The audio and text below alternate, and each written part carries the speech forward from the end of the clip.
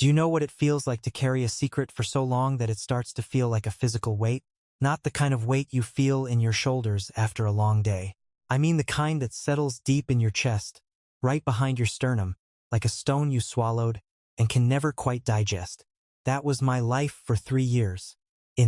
Every morning at 5:30, I would pull on my orange safety vest, lace up my steel-toed boots, and drive my '09 Chevy to a parking lot outside a grocery distribution center on Route 9, where I would spend 8 hours directing delivery trucks and picking up litter in the wind. I was 69 years old. My name is Robert, and while I was out there in the cold, waving in 18-wheelers and scraping fast food wrappers off the asphalt, my daughter-in-law, Carla, was spending my retirement money on things I wouldn't find out about until it was almost too late. But if you want to understand why I didn't say a word when I first suspected something was wrong, you have to go back to the beginning. Because without the beginning, none of the rest of it makes any sense. My wife, Ellen, passed away 11 years ago. Ovarian cancer, 3 months from diagnosis to the end. She was 61 years old. She had brown hair that she wore in a braid, and she made the best chicken pot pie I have ever tasted in my life, and I have been trying to replicate it ever since without any success. We were married for 34 years. We had one son. His name is Daniel, and when he was born, I looked down at him in that hospital room in Columbus, Ohio, and I knew I would do anything in the world for that boy. Anything. I spent 32 years as a high school history teacher. I coached junior varsity baseball for 20 of those years. I was not a wealthy man. Teachers rarely are. But I was careful. Ellen and I were both careful. We lived below our means, drove used cars, took vacations to state parks instead of resorts, put Daniel through Ohio State without him needing a single loan, and by the time I retired at 65, we had built up a retirement account that felt, to people like us, substantial. Not life-changing money, not generational wealth, but enough. 4. Enough to live on with dignity. Enough to handle a medical emergency. Enough that I would never have to be a burden on my son. Daniel married Carla when he was 32. She was a sharp woman, pretty in a polished, deliberate way, always put together, always knew the right thing to say in a room full of people. She worked in marketing for a mid-size pharmaceutical company. She made good money. Daniel was a civil engineer. He made good money too. I liked her well enough in the beginning. She seemed to make Daniel happy, and that was what mattered to me. 8. TET. TET. The trouble started quietly, the way trouble usually does. It was about 3 years after Ellen died. I had been living alone in the house in Westerville, the same house Daniel grew up in, and I was managing. Not thriving, but managing. Then Daniel called me one evening and said that he and Carla were in a difficult spot financially. He didn't go into specifics, just said they had overextended themselves on the house they had bought in Dublin and that some unexpected expenses had come up. He sounded embarrassed. He was never good at asking for help. He got that from me. I told him I could help. Of course I could help. He was my son. What I thought I was agreeing to was a short-term loan. $40,000. Significant, yes, but I had the cushion for it. Daniel said they would pay it back within 2 years. Carla got on the phone and told me it was just a temporary bridge, that they had a plan, and that I was saving their family. I believed her. She sounded sincere. She sounded grateful. What I did not know was that Carla had a separate vision for what help meant. Over the following 8 months, the calls became more frequent. Always Carla, always with a new urgent situation. The furnace at the Dublin house needed replacing. Daniel's car had been rear-ended and the insurance payout didn't cover the full repair. Her mother needed help with some medical bills. Each time, the number was different, sometimes 10,000, sometimes 15, once a staggering 22, and each time, she had a reason that sounded just plausible enough. And each time, I sent the money. I trusted her because she was family. I trusted her because Daniel trusted her. I trusted her because after Ellen died, I was lonely in ways I didn't fully understand yet, and when Carla called me, she made me feel connected, made me feel like I was needed, like I was still part of something. I was a fool, friends. A 67-year-old fool with a joint account that was bleeding out slowly while I watched reruns of Ken Burns documentaries and thought I was being a good father. The moment everything changed for me was a Tuesday in November. I had driven over to Daniel and Carla's place in Dublin for Thanksgiving prep, because Carla had asked me to pick up some groceries on my way. While I was waiting in the kitchen, I saw a paper on the counter. Just a folded receipt, half hidden under a Williams-Sonoma catalog. I wouldn't have even noticed it except it had my name on it. Robert Allen Marsh. My name, printed on what turned out to be a wire transfer confirmation. The amount was $68,000, sent from my account to an account I did not recognize, dated 4 months earlier. I folded it back up. I placed it exactly where I found it. I put the groceries in the refrigerator. I sat down at the kitchen table, and I waited for Carla to come home. And, when she came through the door, I smiled at her. I said, "Traffic bad on 270? She said yes. She said thanks for getting the groceries. She poured herself a glass of wine and started talking about what time we were eating on Thursday. And I sat there at that table and I felt something go very still inside me. Not angry, not panicked, just still. Panic. Like the moment right before a storm when all the birds go quiet. I did not confront her that day. I needed to understand the full picture first. 8. TV. The next morning I drove to my bank, and I asked a very patient young woman named Tanya to print me a complete transaction history for the past 2 years. I sat in my car in the bank parking lot for 45 minutes reading that document. By the time I was done, I knew 3 things. First, I had sent Daniel and Carla a total of $163,000 over 26 months. Second, I had a little over $40,000 left in the account that was supposed to carry me through the rest of my life. Third, I had never, not once, signed or authorized any transfer over $5,000 personally. Carla had my banking login. I had given it to her during a medical scare I had 2 years prior, when I thought I might need surgery, and I wanted her to be able to manage things if I couldn't. I had never taken it back. She had used it. Every single time. I want to tell you that I drove straight to their house and I confronted them both, but I did not. Because I am 67 years old and I have spent 32 years teaching teenagers about the consequences of acting with. I went home instead. I sat in the kitchen. I called my brother-in-law, Phil, Ellen's younger brother, a retired attorney out of Dayton, and I told him everything. Phil did not waste time. Within the week, he had connected me with a colleague of his, an attorney named Sylvia Greer who specialized in exactly this kind of situation.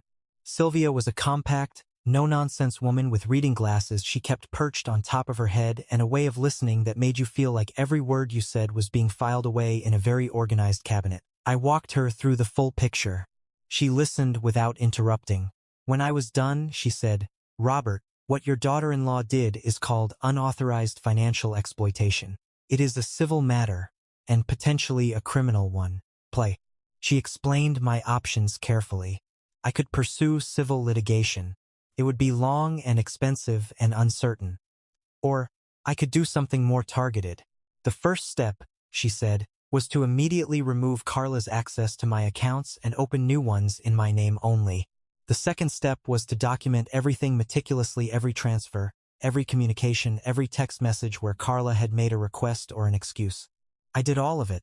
I did it quietly and I did it completely. I did it. What I had not yet done was tell Daniel. That part, friends, was the hardest thing I have ever done in my life, and I have buried a wife. The Potsai. I called Daniel and asked him to meet me for breakfast on a Saturday morning at a diner in Grandview that we used to go to when he was in high school. He showed up thinking it was just a regular visit. He ordered the same thing he always orders: eggs over easy, wheat toast, black coffee, and he was talking about a project he was working on, some bridge reinforcement up in Marysville. And I let him talk for a few minutes because I knew that after I said what I was about to say, things were going to be different. I put the bank statement on the table between our plates. I slid it toward him without saying a word. I watched my son's face change. It happened slowly at first, then all at once, like watching a photograph develop. And confusion, then recognition, then something I can only describe as a kind of physical pain. He picked up the papers and read them. He set them down. He picked them up again. "Dad," he said. His voice was barely above a whisper. "I need you to know," I told him, "that I am not angry at you. I believe you didn't know about all of it. But I need you to tell me the truth right now because I need to know exactly what you knew and when." He knew about the original 40,000. He did not know about the rest. I could tell he was telling the truth because Daniel has never in his life been able to lie to me without his left hand shaking, and his left hand was perfectly still. What shook was his voice.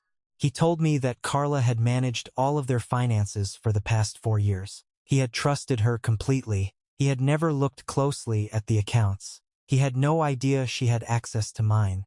He cried in that diner. A 52-year-old man with gray at his temples crying over his eggs at 8 in the morning. I put my hand on his arm and I told him it was going to be all right. I did not know yet if that was true, but it felt like the right thing to say. Now, here is what Sylvia and I knew that Carla did not know we knew. In the process of documenting the transfers, we discovered that Carla had not simply moved money into a general account. She had been funneling significant sums to a private venture, a lifestyle consulting business she had registered under a name that was not her own, using a business partner who turned out to be a man she had met at a conference in Phoenix 3 years earlier. The business had no real clients. It was, from what Sylvia's forensic accountant could determine, essentially a vehicle for personal spending. Luxury travel, high-end furniture, aesthetic procedures, a weekend retreat in Sedona that cost $11,000. Carla had told Daniel the Phoenix trips were work conferences. They were not. What Carla also did not know was that her business partner, a man named Trevor, had already come to the attention of the Ohio Attorney General's office for a separate matter involving a similar scheme with another investor. The AG's office had an open investigation. The moment Sylvia filed a civil complaint citing the unauthorized transfers, it created a thread that, when pulled, connected directly to Trevor's existing file. I did not manufacture any of this. I simply reported what had happened to me, accurately and completely, and let the legal system do what it is designed to do. The civil complaint was served to Carla on a Wednesday morning in March. I know because Daniel called me 20 minutes after it happened. He was not angry at me. He was devastated, but not at me. End quote. End quote. He had spent the 2 weeks between our breakfast and that Wednesday quietly going through every financial record in their house. By the time the complaint arrived, he had already contacted his own attorney. Carla's response to the complaint was furious. She called me from Daniel's phone. He had no idea she had taken it, and she screamed at me for 11 minutes. I know it was 11 minutes because I put the phone on the kitchen counter and let her go, and I watched the clock. She told me I was a jealous, bitter old man who resented her success. She told me I had always tried to control Daniel. She told me I had given the money freely and now I was trying to weaponize it. She told me I was going to die alone. When she was finally out of breath, I said, very calmly, Carla, this call is being recorded with the consent of the state of Ohio, which it was. Sylvia had advised me on that in advance. That there was a very long pause. Everything you have said in this call, I continued, will be preserved as part of the civil record. I want you to know that I don't hate you. I genuinely don't. But I am going to let the courts decide what happens next. She hung up. I need to be honest with you, because I think you deserve honesty. End quote. There were nights during those months that were very dark. I would sit in the kitchen at 2 in the morning unable to sleep, and I would look at that bank statement and I would do the math on what I had left and I would feel something very close to despair. I had worked for 32 years on a teacher's salary. I had done everything right. I had saved carefully and lived modestly and trusted the people I loved. And now, at 69, I was working a parking lot job not because I wanted to stay active, but because I genuinely needed the income to cover my monthly expenses. There is a particular kind of loneliness in that, in being old and scared and not wanting to show it to your son who has enough pain of his own. But I want to tell you what else happened on those nights. I would think about Ellen, about the way she used to say, whenever things got hard, Bob, you are stronger than you think you are, and you just need to wait long enough to find that out. I heard her voice clearly on those nights. I held on to it. The civil case proceeded. Sylvia was methodical and thorough. The forensic accountant produced a report that documented every unauthorized transfer with timestamps and IP address logs. Every single access to my account had been made from a device registered to Carla's phone number or from the IP address of the Dublin house. There was no ambiguity. When the AG's office made the connection to Trevor's existing investigation, things moved considerably faster. Carla was not charged criminally, her attorney negotiated aggressively, and she had no prior record, but she was required as part of a civil settlement to repay $104,000 to my account over a structured 5-year period, with the Dublin house pledged as collateral. Trevor faced separate criminal exposure, and that was his problem to manage. The day Sylvia called me to say the settlement had been signed, I was sitting in the parking lot at the distribution center eating a sandwich at lunch. I said, "Thank you, Sylvia." She said, "Robert, don't thank me. You did the hard part." I finished my sandwich. I watched a pigeon walk across the asphalt with great confidence and determination. I thought, that's about right.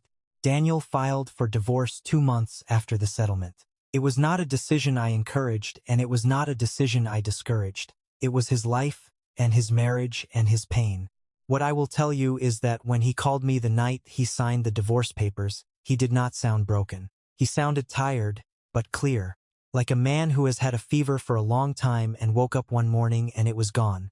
He came over for dinner that Friday. I made chicken pot pie, my 3rd attempt at Ellen's recipe. It still wasn't quite right, something about the crust, but Daniel ate 2 helpings and said it was the best thing he'd eaten in months. We sat at the kitchen table and talked until midnight. About his work, about his kids. He has 2 daughters who call me Grandpa Bob, about the history of the Byzantine Empire, which Daniel has recently become inexplicably interested in, and which I consider a sign that my years of teaching were not entirely wasted. I left the parking lot job 4 months after the settlement, and not because I had to, but because I had found something better. A local community college was looking for an adjunct to teach a U.S. history survey course, 2 evenings a week. The pay was modest, but it was a classroom, and a classroom is where I belong. On the first night of the semester, I walked in and looked at 32 faces looking back at me, and I felt something loosen in my chest that had been tight for a very long time. I am 71 now. I live in the same house in Westerville. My retirement account is recovering slowly. I will probably never fully recoup what was taken from me. 5 years of structured payments is not the same as having the money sitting in the account where I put it. But I have enough, and enough is not a small thing. Carla still lives in Dublin. I understand she is doing some kind of freelance work now. I have not spoken to her since the day she called me from Daniel's phone. I do not wish her harm. End quote. 7. End quote. End quote. I also do not wish her well in any active sense. She is simply a person who is no longer in my life, the way a weather system that caused damage eventually moves on and you stop tracking it. But there is one more thing I need to tell you, because I would not be honest if I left it out. About 6 weeks after the divorce was finalized, I got a letter in the mail. Handwritten, on plain white paper. It was from Carla. It was 3 paragraphs long. She said she was not writing to ask for anything. She said she knew what she had done was wrong and that no explanation made it acceptable. She said she had been in a kind of frantic desperation for years that she had hidden from everyone, including Daniel, and that she had made choices she could never undo. She said she was sorry. Not the kind of sorry that means, "I'm sorry I got caught." It read, at least to me, like the kind of sorry that means, "I have sat with what I did and I understand the weight of it." I read the letter twice. I put it in the kitchen drawer, where I keep important papers. I did not write back. I did not write back. I thought about it for a long time, and what I arrived at was this: forgiveness is something I can extend privately, in my own heart, without it requiring any action. I have forgiven her in the sense that I have released the anger, because carrying it would only harm me and would not touch her at all. But forgiveness is not the same as a relationship. It is not the same as trust. It is not the same as pretending something didn't happen. Those are different things, and they are hers alone to carry. I have a photograph on the mantel in the living room. It is from about 15 years ago. Daniel and I are standing in front of the bleachers at the baseball diamond at the high school where I taught, right after a game. He's holding a trophy. The team won the regional championship that year. We are both grinning like idiots. His arm is around my shoulders. Ellen took the picture. Ellen took the picture. I remember she called out something funny right before the shutter clicked, though I can no longer remember what it was, and whatever it was, it made us both laugh in exactly that way where you can't quite contain it. When I look at that photograph now, I think about what it means to build a life. Not a spectacular life, not a wealthy life, but a life that has real things in it, real work and real love and real people who show up for you when it counts. I think about the years I spent in that classroom trying to convince teenagers that history matters, that the choices people make under pressure reveal who they actually are. I think about the choice I made to be patient, to be methodical, to trust the process even when every instinct I had wanted to drive to Dublin and say things I could never take back. And I think about Ellen, and what she would say if she could see me now. I think she would say, "I told you so, Bob," and she would be right. She usually was. I am not a man who lost everything and then got everything back. That is not the story I am telling you. The money that was taken from me changed the trajectory of my retirement in ways that are permanent. Some of those years of careful saving are simply gone. That is true, and I will not dress it up. But I am also a man who is standing in a classroom twice a week talking about something I love to people who are beginning to understand why it matters. I am a man whose son calls him on Sunday mornings. I am a man whose grandchildren ask me to read them stories and argue with me, very seriously, about which dinosaur was the most impressive. I am a man who makes chicken pot pie not quite right yet, but getting there and eats it at the kitchen table in the house where he raised his son and loved his wife, and feels, most evenings, a quiet and genuine peace. That is what I have. And if you had asked me at the lowest point of all of this, sitting in my car in the bank parking lot reading that statement, whether I would ever feel that peace again, I would not have been able to answer you. But here I am. I'm still here. And sometimes, that's the whole story.